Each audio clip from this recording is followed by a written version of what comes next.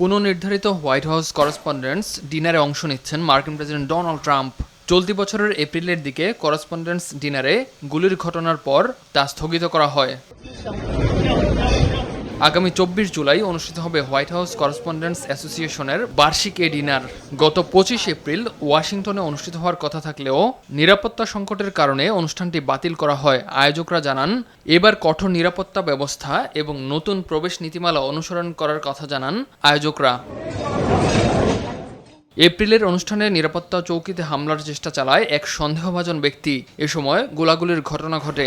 আহত হন ওই ব্যক্তি এবং এক নিরাপত্তা কর্মী। সে সময় পরিস্থিতি নিয়ন্ত্রণে দ্রুত প্রেসিডেন্ট ডোনাল্ড ট্রাম্প ও ফার্স্ট লেডি মেলানিয়া ট্রাম্পকে নিরাপদ স্থানে সরিয়ে নেয় সিক্রেট সার্ভিস।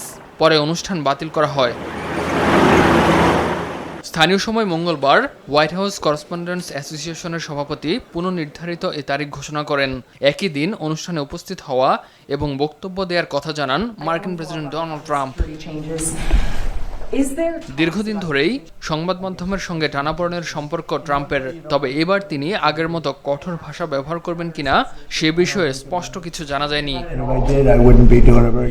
অন্যদিকে সংবাদ মাধ্যমের স্বাধীনতা নিয়ে কাজ করা কয়েকটি সংগঠন বলছে, এই ডিনার ট্রাম্পকে সাংবাদিক ও সংবাদ মাধ্যমের বিরুদ্ধে নতুন করে সমালোচনা করার মঞ্চ তৈরি করে দিতে পারে। তবে আয়োজকদের দাবি, সহিংসতার কাছে নতি স্বীকার না করা এবং স্বাধীন গণমাধ্যমের গুরুত্ব তুলে ধরাই অনুষ্ঠানের মূল উদ্দেশ্য।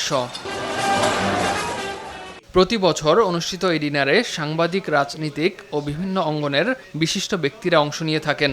যুক্তরাষ্ট্রে সংবাদ মাধ্যমের স্বাধীনতা ও সাংবাদিকতা শিক্ষার জন্য তহবিল সংগ্রহেও গুরুত্বপূর্ণ ভূমিকা রাখে এই আয়োজন। ইমতিয়াজ আহমেদ, RTV।